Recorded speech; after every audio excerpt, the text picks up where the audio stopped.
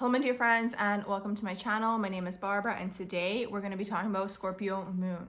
So I'm very excited to talk about this because I have a lot of Scorpio in my chart, so I love Scorpio as a sign. And in general, the moon sign is all about how we feel, okay? It's all about our internal world. It's all about what's going on internally. It's all about what's going on behind the scenes, what's going on, beneath the surface, what's kind of like brewing at the bottom of the swamp kind of energy, right? And then when we look at the sun, it's like what you're presenting to the world. So you might have this contrast between your sun sign and your moon sign, and this is why it's important to look at all the signs in your chart, because again, on the exterior you might seem one way, and then internally there could be this whole other world going on, is really what it is. And this is really what Scorpio moons are. Scorpio moons are very, very intense beings. They have a lot of things that are going on beneath the surface. They feel very deeply, and a lot of the time they're not going to show you this. They're not going to show you how deeply they're feeling, and this could be like a positive or a negative aspect to this sign, but they need an outlet for this. They need someone or something, or a hobby to express themselves.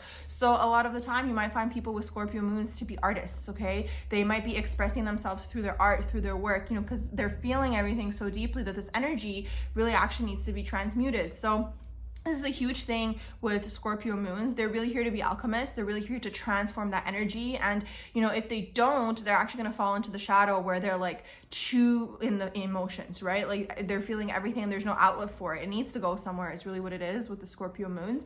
And a lot of the time they're very secretive. Okay. There's a lot of secrecy with these signs. So that's what's interesting, because they're very, very mysterious at the same time. They're not going to show you everything. They're not going to tell you everything.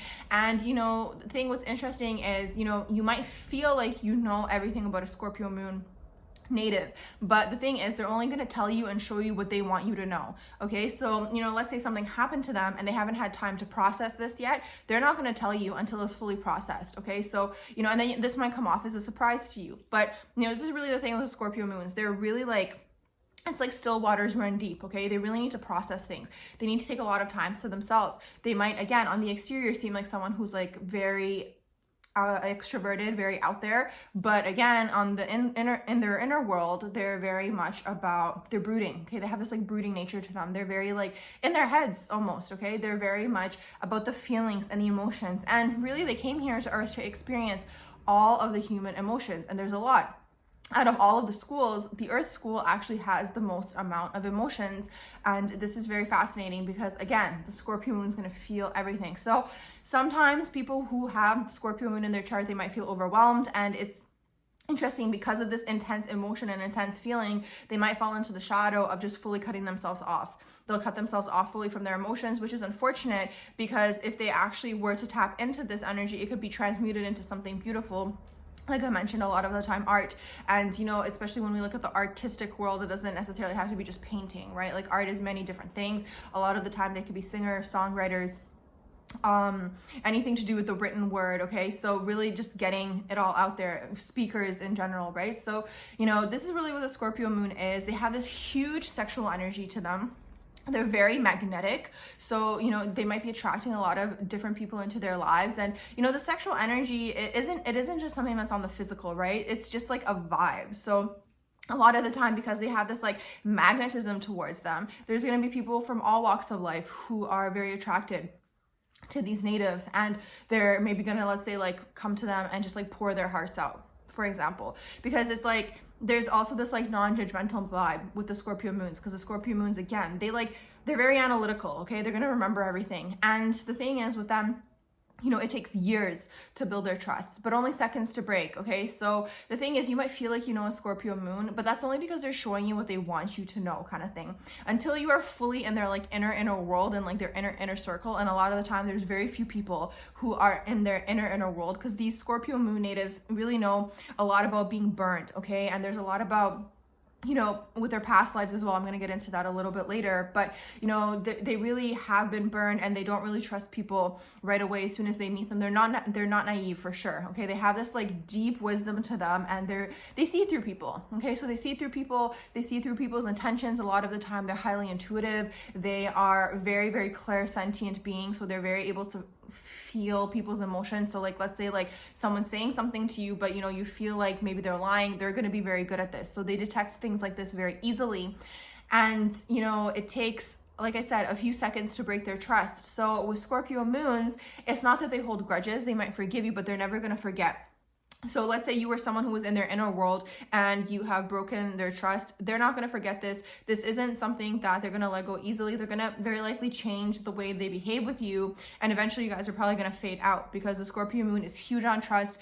It's huge on loyalty. When you do win the Scorpio moon's trust, they're going to be loyal to you pretty much for a lifetime. Okay, this is really the big thing with Scorpio in general as a sign, but especially with Scorpio moons, like they'll be loyal to you for a lifetime, but it takes years. It's like you got to pass all these like tests, you know, like, are you trustworthy? You know, is your time worth their time, and so on and so forth. And, you know, if there's anything along the way that just might seem nefarious, the Scorpio moon is just gonna disregard that and dismiss that. So it's really interesting, because a lot of the time they might have a lot of people around them, they might have a lot of people in their life, but not everyone is in the inner world, okay, in the inner world of the Scorpio moon, and it's an intensity. So, you know, one of the shadows for the Scorpio moon is this fear of not having anywhere to, you know, an outlet to get these emotions out. And a lot of the time, Scorpio moons actually do come in with, you know, this mother wound, okay? It's really interesting, because a lot of the time it gets passed down through the lineage, and the biggest fear for the Scorpio moon is not being understood, and it's really not being accepted in the sense that your emotions are validated is really what it is. So a lot of the time, not always, but a lot of the time, they might actually incarnate into a mother dynamic where the mother is, let's say, emotionally unavailable. And then this is going to perpetuate through all their relationships, where they're constantly chasing this emotional unavailability, which is ironic, because this is their biggest fear, and it kind of just keeps validating that fear that, you know, there's no one actually there to handle, for example, all these emotions that the Scorpio moon may have. But again, it could maybe incarnate in, you know, either parents, but a lot of the time it's like the Scorpio and the mother. Okay, this is like the big one here. Like there's a huge theme with the Scorpio and the mother, and it's really important for the Scorpio moon to have, again, to be around individuals, this includes family members, like everybody, to be around individuals who are open to their feelings, right? Who are open to the things that they sense and the things that they pick up on. And if they sense that you're not, you know, vibing with that, they're just gonna fall off, right? Like they're either gonna shut off, they're not gonna tell you anything anymore, and eventually you guys are gonna just distance. So let me see what else I have. They're very passionate, okay? They're very, very passionate beings. It's interesting, they are a water sign, but they might as well be a fire sign, I find, and this is because they have those 3 stages, and the final stage is the Phoenix, which is all about fire. So they're kind of like this fiery water sign. They have a lot of passion to them. They are very like, you know, almost like, if they'll like prick you, right? Like, you know how like the scorpion has like the tail. So it's like, if there's something that just doesn't, you know, vibe, they're gonna like say something right away, right? So these are really the Scorpio moons. They, especially if they've been burned in love. So this is a big one for them. Okay. So if they have had any sort of relationships where they've been, you know, where it hasn't worked out the way they wanted it to, they're going to be very, very careful and very, very reserved. So like, they're so sensitive to the fact that like, they're going to cut themselves off very quickly if it doesn't work out in their favor, in their emotional favor. Okay, we can say it this way. For some people, it might be tough to respond with this intensity every day, okay, in their everyday lives. They are all about what's hidden, okay? So, you know, a lot of the time, people who have Scorpio moon, they're going to be able to detect everything that's going on behind the scenes. So, like I mentioned, they're going to have someone who is maybe saying something to them, but they're like, your energy is saying something completely different to me, and I'm not vibing with that. So this is really what the Scorpio moon is. You can't hide anything from them. And they're also a lot of the time about the occult, okay? They love all the esoteric knowledge, okay? Everything that's beneath the surface, everything that's going on behind the scenes. They love to learn about this kind of stuff because, again, if we really look at it, Scorpio is ruled by Pluto, which is also ruled by the 8th house. And if you have your Scorpio moon in a different house, definitely check that out. But this is all about destruction and sex and death. And a lot of the time, it's not anything surprising. You know, death isn't anything that's surprising to the Scorpio moon. Like, they're very much okay with this concept, and they're very much okay with change. So, you know, these people might constantly be going through these internal changes until they actually reach that Phoenix energy. So it's like, a lot of the time for them, it's like, they must not get stuck in the shadow of the Scorpio. They really have to kind of go through this huge internal transformation to actually manage their emotions. This is the biggest challenge really for the Scorpio moon. Scorpio moon also might fall into codependency. So again, this is that whole vibe of, you know, not having any outlet for your emotions, or like, again, they might fall into the shadow of being obsessive. Okay. So they might start obsessing and projecting because again, there's no outlet, right? So they might start, you know, projecting on a person or thing or whatever it is. And, you know, it might create this like codependent energy within them. And definitely, you know, codependency, like there's a range for that. So definitely, you know, look that up if it does resonate. But, you know, they might create this like huge obsession with something. And again, if this was used in the light, like let's say they found something they were really passionate about and they really loved doing, then the Scorpio moon would transmute this obsessive energy from something negative into something that is positive and like serving them and really something that will help them in the long run. So this is one of the biggest lessons for the Scorpio moon, is to detach from being, you know, preoccupied. It's really what it is. It's an energy of being preoccupied. You have to detach from being preoccupied from external people and then find something internally. So this is one of the biggest challenges for the Scorpio moon, because they're also very clairsentient. They could easily like amalgamate into this external thing that they have projected themselves into, instead of finding something to focus on that's for themselves. So for example, something that we could look at, if we look at the chakras, you know, a lot of the time they might have the overactive sacral, which is water, and that's all emotions.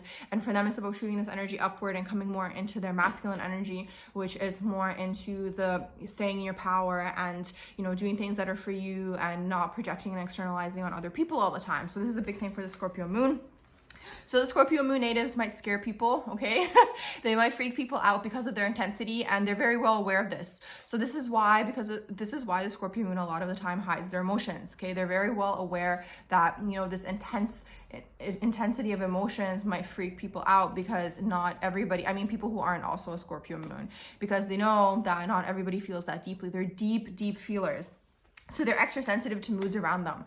Okay, so they're gonna know when, you know, Joe is in a bad mood, or, you know, Mary is in a bad mood. And it's again, a huge thing for them to learn is to not adjust their behavior based on other people's moods. So this is that externalizing versus internalizing.